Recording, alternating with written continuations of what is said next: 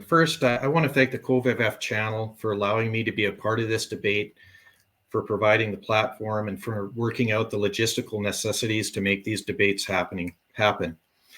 In a world full of trivial entertainment, TikTok fads, and supposed reality TV, which is anything but, the COVFF channel is bringing forth conversations, debates, and discussions that are weighty, pertinent to major world events, and have eternal bearing. I also want to thank my counterpart, the Muslim apologists, for bringing the Islamic perspective to the debate.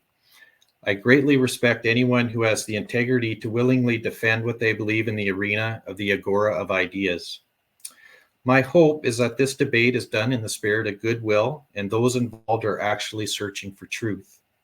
Debate is the grindstone which will remove the rust of bad ideas and reveal the sword of truth. A few disclaimers before we get into the meat of the debate. First, it is important to please note when I use the term Christian and Muslim in the framework of today's discussion, I am referring to those Christians and Muslims who hold to the main fundamentals of each faith and are actively engaged in their respective faiths. Common to both sides are those who hold to the fundamentals and those who are only culturally or societally minded in regards to their so-called faith. Second, in past debates, I have attempted to treat the Bible only from a historical reference viewpoint and eliminate as much as reasonably possible Christian bias from my arguments. For this debate, I will not only be referencing the Bible from a historical viewpoint, but contending and arguing that the Bible is true, accurate, and consistent on the debate topic at hand. For those who are watching, I ask you carefully listen to the arguments and judicially fact check those very proofs and the references included which form the basis of those arguments. Thankfully, common to both Christianity and Islam are written texts which form the objective basis upon which each faith is predicated. Study those texts thoroughly, listen to other arguments and debates intently, ask honest and probing questions, and introspectively challenge yourself in what you believe. I ask the audience to consider the following parameters and metrics when evaluating the arguments and evidence. Which argument demonstrates the most consistency and aligns with evidence available in each worldview? That is, which position is the most internally consistent? Which argument is consistent with the evidence, the events we see today? Sorry, my cat just had to jump on the show here. Which argument aligns best with historical evidence? Which position aligns with prophetic evidence? Which position gives the most grounded hope for eternity? And which position gives God the greatest glory? Both Christians and Muslims believe in a day of judgment. The outcome of that day will primarily rely upon which evidence you believed and how you weighed that very evidence. As I have stated in past debates, if Islam is true, believe it. But on the flip side, if Christianity is true, believe it. Islam and Christianity cannot both be true, as each side makes exclusive claims that contradict within context claims held by the other.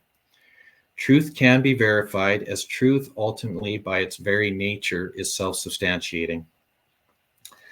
I do believe those watching and participating in the debate have a healthy respect for the brevity of the topic we will be discussing.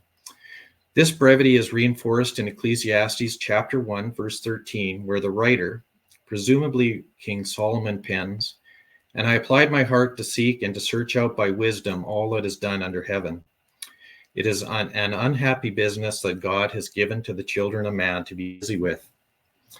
John Gill, in his commentary on this verse, states that God has given us a heavy task in this regard. Tonight, we will be busy with a heavy task discussing the matter of sin and which worldview, Christianity or Islam, gives the correct description, which leads to the correct prescription. In Matthew chapter 22, Christ is asked, "What is the great commandment in the law?" In verse 37, he answers, "You shall love the Lord your God with all your heart and with all your soul and with all your mind."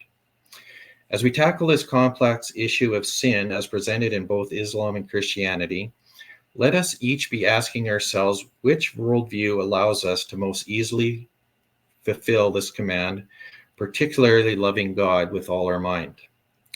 If we are to love God with all our mind, this inherently means we must exercise our minds to fulfill that commandment. The end goal of fulfilling this commandment is found in Jeremiah chapter 9, verses 23 and 24. Thus says the Lord, let not the wise man boast in his wisdom, let not the mighty man boast in his might, let not the rich man boast in his riches, but let him who boasts boast in this, that he understands and knows me, that I am the Lord who practices steadfast love, justice, and righteousness in the earth. For in these things I delight, declares the Lord. The person who knows God personally and according to the precepts of this verse is the one who is to be correct regarding our topic this evening. In conclusion of this opening statement, there is a warning to which we must heed. Both Muslim apologists and myself are coming to the debate table either implicitly or explicitly considering ourselves to be well informed of the debate topic of sin and how God deals and will deal with sin. In a nutshell, we are making ourselves ambassadors of our God and speaking on his behalf. The Pharisees of Christ's time also considered themselves to be experts regarding God in the issue of sin. In John chapter 9, after arguing with the blind man who was healed and Christ who healed him, the Pharisees asked, "Are we blind also?" The answer from Christ was, if you were blind, you would have no guilt. But now that you say we see, your guilt remains. The one who professes to see but is wrong regarding sin is the one whose guilt remains. And that guilt will remain and be condemned on the day of judgment. This concept is reinforced in James chapter 3, verse 1.